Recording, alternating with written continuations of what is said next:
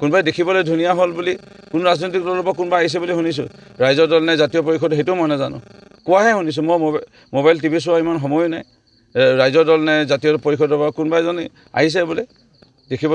বোলে ধুনীয়া বুলি কৈছে এনেকৈ আহিছে আৰু কিবা প্ৰচাৰ চলাইছে বুলি শুনিছোঁ এতিয়া মানুহে লোকেল চালানীৰ কথা কৈছে যে ফোন কৰিলে কাক পাম কামক মাতিলে কোনে সহায় কৰিব আমাক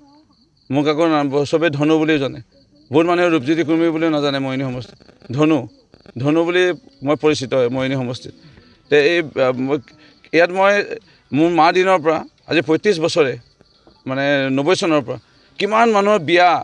কিমান মানুহৰ হয়তো হস্পিটেলৰ পৰা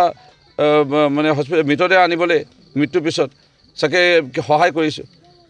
নাৰিকল ৰছী বান্ধি তেতিয়া আছিলে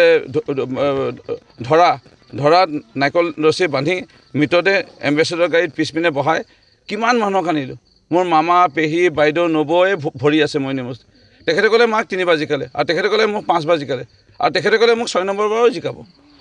সেইকাৰণে ইয়াত বেলেগ ইয়াত আহি পেলাই একো লাভো নাই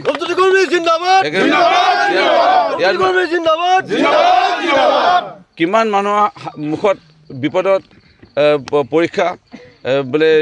ইণ্টাৰভিউ দিব যাব লাগে টকা নাই গাড়ী ভাড়া দিয়া ট্ৰেইনৰ ভাড়া দিয়া কিমানক দিলোঁ তেখেতে ক'লে মোৰ বাইদেউ নবৌ পেহী খুৰা ভণ্টি ৰাখি পিন্ধোৱা ভণ্টিয়ে কিমান আছে মোৰ ভাইফোঁটা দিয়া বুলি কয় বেংগলী সম্প্ৰদায়ৰ লোকে নেপালী ফুটা কিমান মানে মোৰ ভণ্টি আছে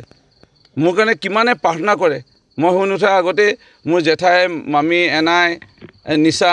এনেকৈ কত আছে তেওঁলোকে মোৰ কাৰণে প্ৰাৰ্থনা কৰে আৰু তেওঁলোকৰ কাৰণে মই আজি জিকি আছোঁ সেইকাৰণে ইয়াত আৰু কোনোবা আহি কিবা খলখলীয়া টকটকীয়া মাতেৰে ইয়াত বোলে ভাষণ দিব আৰু মোক বোলে পৰাজয় কৰিব বিচাৰিব এইবোৰ ইয়াত কৰি লাভ নাই মৰিয়নি সমষ্টিত